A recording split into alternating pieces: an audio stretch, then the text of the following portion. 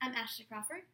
I enrolled in Mid-America Christian University at the beginning of this year so that I could obtain a Bachelor's of Science in Management and Ethics. Today, I am here to inform the class on how they can capture beautiful, professional-looking photos at a low, minimal cost using just household items, cell phones, things like that.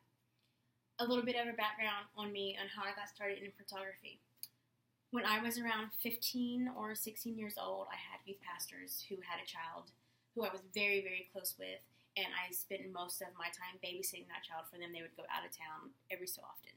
When they would get back, I would always constantly just show them pictures that I took of the baby, and they would just gloat over how good they were and how cute they were. The wife of this youth pastors, they were a couple, married. Her father had passed away when she was 16, and she spoke of him often, and I did know where his gravesite was, so I decided one day, it was around Mother's Day, I was going to take her child to her father's gravesite and send a few pictures just to give them to her for Mother's Day. I was very nervous. I did not know if it was going to be too much. I didn't know how she was going to react. I did not know how the baby was going to do at a gravesite with me chasing her around with a camera. I took pictures before of her just at the house, but this was a little different. We were out of our element. We were outside. So I went to the gravesite, and I probably chased the baby around for an hour and a half to capture a photo that I eventually did give to her mother, which brought tears to her mother's eyes. That, for me, was a moment I will never forget that struck a passion deep inside of me to want that reaction from people who see pictures that I have taken. This is the photo from that day. It's beautiful. The photo was not shot with a $1,000 camera.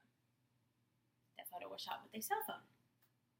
And this was in 2011, so this was I don't think they had portrait mode at this point, and I was able to capture a very good looking photo without spending for that really any money at this time. So you don't need to go out and book a big fancy photographer so that you can capture professional looking photos. One thing I will say is your best friend, and I think most of us around these days have a smartphone, is portrait mode. Portrait mode is your best friend. It captures images up close and it blurs out the background, which gives your photos this beautiful, elegant look to them. And that's really the look that most people are going for these days. And you can do that with a cell phone at the tip of your hand.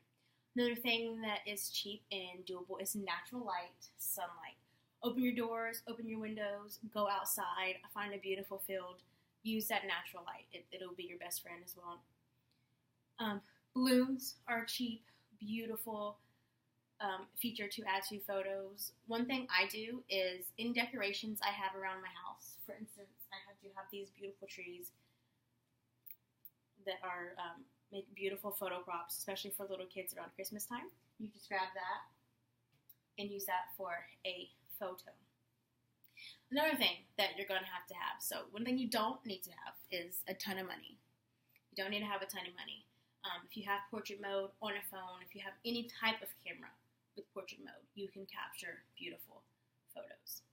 Another thing that we're going to need, or that I feel we will need, is passion. You've got to have passion, and you've got to have patience. Patience is key. Passion. For me, when I was coming up into my photography business, I was asked to photograph a wedding. And I did. I went out and bought a brand new camera that I thought I needed, because I didn't want to ruin her day. It was her day, Didn't want to ruin that. And so I went out and I bought a fancy camera.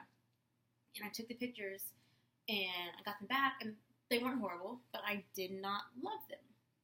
Even though I had this nice fancy camera that I took them with, I did not love the end result.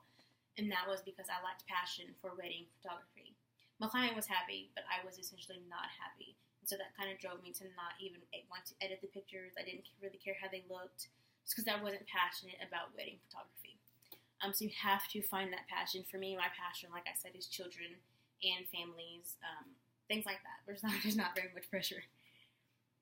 And then another thing is patience. as I was saying earlier, I chase the baby around that cemetery for 2 or 3 hours just so I can capture one beautiful photo to give to her family. But it was worth it. So in summary, to wrap it up, you do not need bukus of dollars. You do not need a fancy photographer to come out to your house to photograph your children. Have a little passion, a little patience, and portrait mode, the 3 Ps, and you will be and do just fine.